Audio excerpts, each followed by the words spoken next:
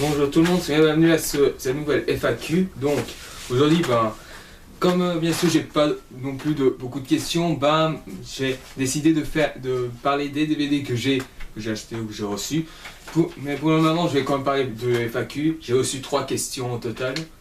J'aurais voulu un peu plus, mais bon, il faut y aller. Donc aujourd'hui, passons aux questions et après je vous montrerai les nouveaux venus de ma collection DVD. Donc, première question de Desmist 3000 qui demande: ferais-tu une critique spéciale sur la trilogie Iron Man? Alors, oui, j'ai prévu une critique spéciale Iron Man. Enfin, depuis le début depuis mes débuts sur le CGVC, j'avais toujours voulu faire une critique sur le Iron Man 1 et 2. Mais seulement voilà, quand j'ai appris la nouvelle de Iron Man 3, je me suis dit, merde quoi, ce serait un peu trop vache si je parlais directement d'Iron Man 1 et 2 juste avant Iron Man 3. Donc j'ai décidé bien sûr de faire une critique spéciale où je parle des 3 films. Si je dois dire un avis rapide sur les 3 films, le premier il est génial, c'est l'un de mes films pré-Avengers préférés avec Captain America First Avengers. Le deuxième, je l'aime aussi, même si c'est vrai quand même que il n'est pas aussi bon que le premier, et surtout il tourne un peu plus dans la parodie par moment. Et le troisième, je l'ai vu en streaming et je considère comme le meilleur de la trilogie. Je risque d'énerver certaines personnes, mais moi je considère Iron Man 3 bien meilleur que Avengers. Pourquoi, vous allez me dire? Parce que déjà, pour des trucs simples, Iron Man 3, il a un réalisateur qui est très formaté, Shane Black, qui a déjà fait Kiss Kiss Bang Bang. Il y a aussi également une histoire beaucoup plus psychologique. Là, franchement, le personnage d'Iron Man est ici plus fragilisé, un peu comme Batman dans Dark Knight Rises, où ici, il n'a plus Jarvis, qui est celui qui contrôle les armures, et il est obligé de utiliser la seule armure qu'il a avec lui pour essayer de s'en sortir et affronter des nouveaux ennemis qui sont par exemple le mandarin, qui est juste un énorme personnage, au début, mais après on verra qui est le vrai mandarin et je vous dis pas c'est quoi. Donc pour critique spéciale d'Iron Man, oui, c'est prévu. Deuxième question de Desmith 3000. Alors, quel est ton film préféré? Alors, mon film préféré, c'est assez difficile à en parler puisque j'en ai beaucoup. J'aime bien Highlander, j'aime beaucoup Good Wolfman, le remake bien sûr. L'original j'aime bien aussi, même s'il a un petit peu vieilli. J'aime aussi Sweeney Todd de Tim Burton, même si le côté comédie musicale, voilà. Ou encore d'autres films Tim Burton comme Les Noces Funèbres ou encore Sleepy Hollow et L'étrange Noël de Monsieur Jack, même s'il n'est que le scénariste. Mais bon, si je devais dire un film en particulier que j'aime bien, il y en a beaucoup, c'est No Country for Old Men. Moi j'aime beaucoup ce film déjà Javier Bardem qui est espagnol, qui est juste extraordinaire. Tommy Lee Jones et Josh Brolin sont excellents. L'histoire c'est vraiment c'est un peu une histoire où il n'y a pas d'happy end. C'est plus comment dire, en même temps réaliste et très glauque. Le personnage, les meilleurs moments, c'est quand le personnage de Javier Bardem arrive, dont il a été parodié dans Disaster Movie, qui était une grosse merde. Donc, oui, moi je dirais No Country for Old Men. J'en ai beaucoup, mais celui-là en particulier. Et enfin, la troisième question de Zeld Harry Irul qui demande: aimes-tu la série de jeux vidéo Zelda? Alors, la saga Zelda en jeu vidéo, c'est pas une saga que je déteste, très loin de là. C'est un jeu vidéo qui a un grand univers, qui est assez excellent, qui a la Master Sword, le bouclier, le personnage de Link, de Zelda, de Ganon, bref, c'est assez bien. Mais voilà, le petit problème que j'ai un peu avec Zelda, c'est que par moments, c'est un petit peu, je dirais, c'est la même histoire, quoi. Je veux dire, la même histoire, c'est toujours, voilà, Zelda est en danger et Link doit prendre l'épée pour venir la sauver. Bien sûr, il y a aussi quelques jeux qui sont petit peu sortis du truc. Je veux dire, le tout dernier Zelda sorti, qui est Link Between Worlds, qui est le tout dernier, lui, il est excellent. Je l'ai testé dans un magasin de jeux vidéo qui était tout près de chez moi. Mais après, c'est vrai que niveau jeux vidéo, il y en a eu des palettes. Je ne connaissais pas les jeux Zelda de la Super NES ni de la NES. J'ai découvert ça avec la vidéo du joueur du grenier. Il y a eu aussi Link Faces of Evil, Zelda Wand of Gamelon et Zelda Adventure. Bon, les deux premiers jeux qui sont Link's Face of Evil et Zelda Wand of Gamelon, ça a déjà été parlé du joueur du grenier. Et ça ne sert vraiment moi rien d'aller plus loin puisque je ne connaissais pas ces jeux et que apparemment ces cinématiques sont connues sur internet et moi je ne savais pas. Mais bon, soit. Mais si je devais dire un jeu Zelda que j'aime beaucoup, enfin, pour moi mon préféré c'est The Wind Waker qui est vraiment excellent en termes de graphisme, c'est vraiment super beau. Après, il y a aussi Ocarina of Time que j'aime beaucoup, ou Zelda 64 dans un autre nom. Mais voilà, le dernier Zelda que j'ai joué avant Link Between Worlds, c'était Skyward, si c'est comme ça que ça, Skyward Battle, quelque chose comme ça. Skyward Sword, pardon, c'est Skyward Sword, voilà. Bah, celui-ci, j'ai essayé, il m'a un petit peu déçu parce qu'il n'apportait pas vraiment grand-chose à la saga. Même si ça reste un petit peu divertissant au passage. Mais voilà, non, pour moi, Zelda, c'est pas une saga que je déteste. Je trouve que c'est une saga qui est assez essentielle. Enfin, heureusement que le dernier jeu, Link Between Worlds, il a changé la donne parce que c'est un peu un mélange du Zelda nostalgique avec un nouveau concept. Ça veut dire la mélange c'est le côté 3D du jeu. Alors que dans les Zelda nostalgiques, c'était sur plan aérien. Mais sinon voilà, non, Zelda c'est une bonne saga pour ma part.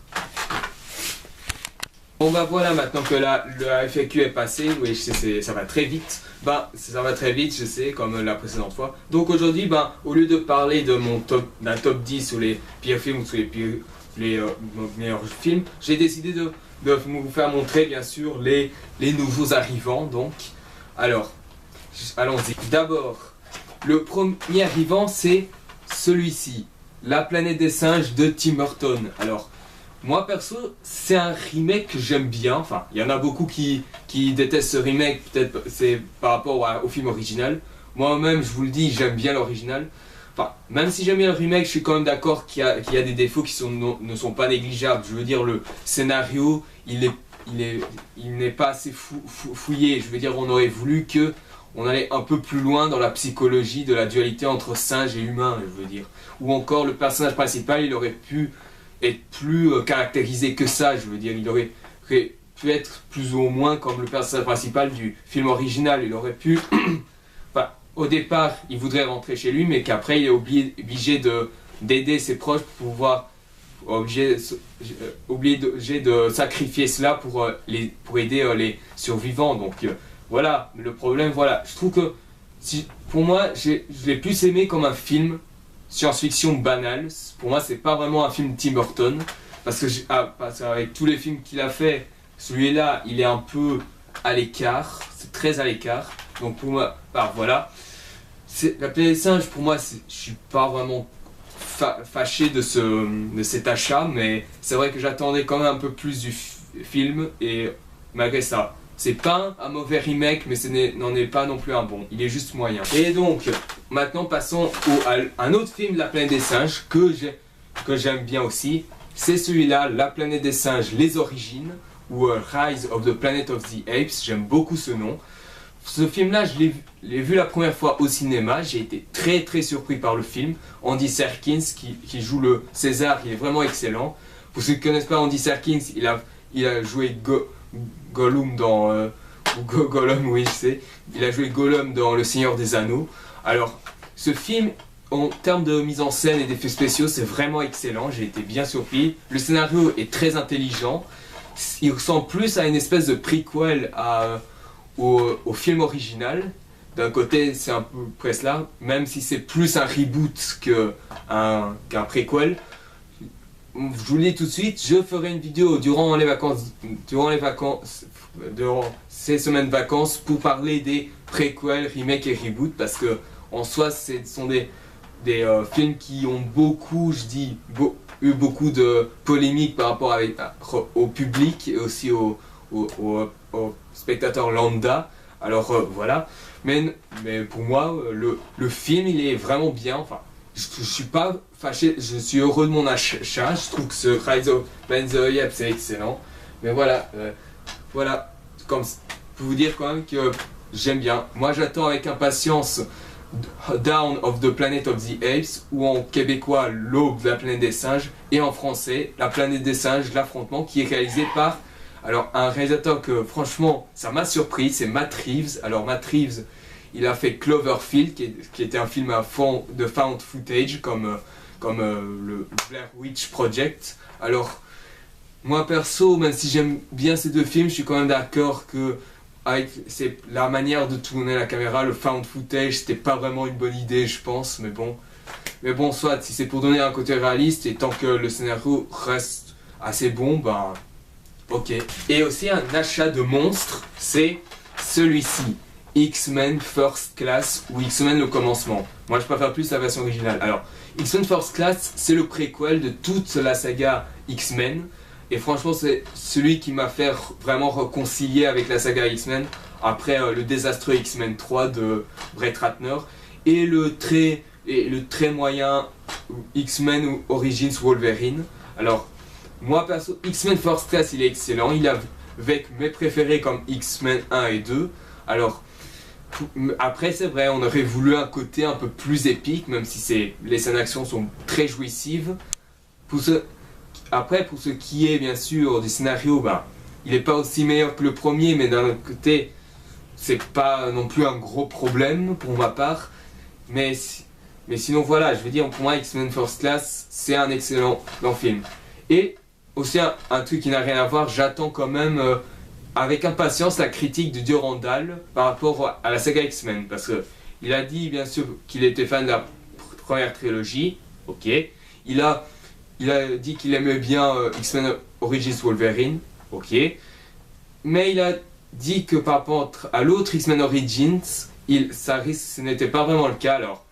Et je sais très bien que c'est de celui-ci qui va parler, je pense que ça va être du joli, et que je risque de le haïr pour ça. Mais non, pour moi, mais de toute façon, pour ma part, X-Men First Class c'est un bon film, et je suis pas fâché de ce petit cadeau, donc voilà.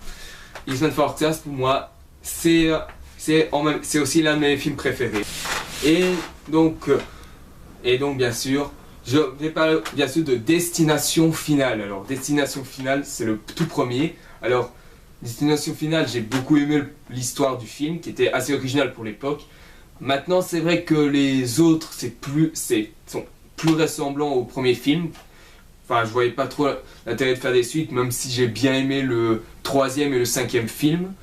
Mais pour ma part, Destination Finale, c'est pas vraiment une saga. Ça devait jamais être une saga, ça aurait dû être qu'un seul film pour ma part. Parce que voilà, c'est un film à circuit fermé. Si tu fais des suites, ça ne peut s'aboutir que être la même chose que le premier film, donc voilà. Et en plus de ça, j'ai acheté ce film et j'ai aussi un autre film gratuit.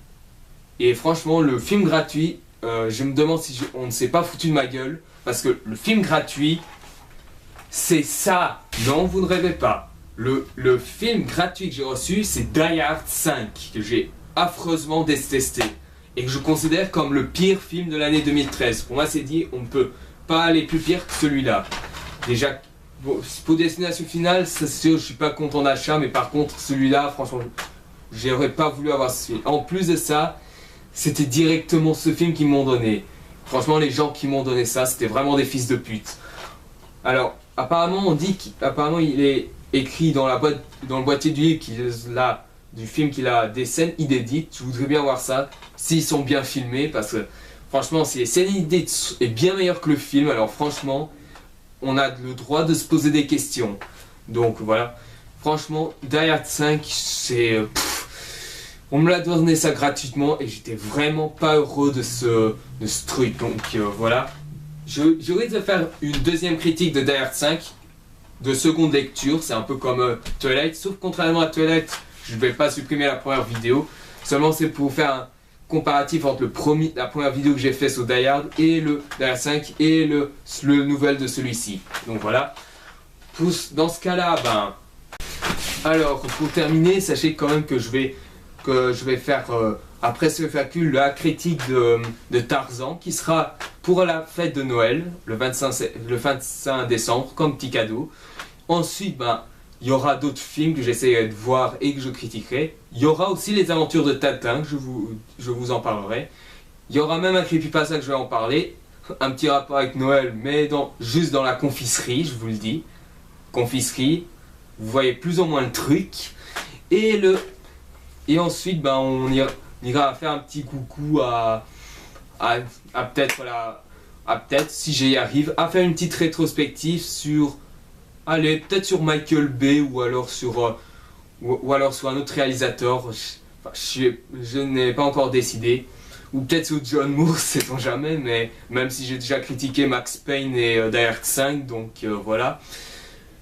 Je vous parlerai peut-être aussi d'un film d'horreur. J'avais pensé, c'était The Omen, je vous en parlerai après. Mais sinon voilà, j'ai pas vraiment beaucoup de films en tête, je vous dis que ceux-là pour le moment. Donc voilà, merci d'avoir vu ce FAQ qui était assez rapide, je vous le dis. Mais n'oubliez pas de vous abonner à la chaîne si vous voulez en savoir plus sur les prochaines vidéos à venir, de partager la vidéo, de mettre un j'aime si vous avez aimé, et bien sûr de me poser des questions et de mettre des commentaires si vous en avez, et aussi de voir mes précédentes vidéos si vous êtes nouveau à découvrir ma chaîne ou si vous n'avez pas encore vu mes précédentes vidéos. Donc soit la prochaine vidéo sera la critique de Tarzan de Disney, qui sera la critique pour le film de Noël. Donc je vous donne rendez-vous pour cette critique là et je vous dis à la prochaine.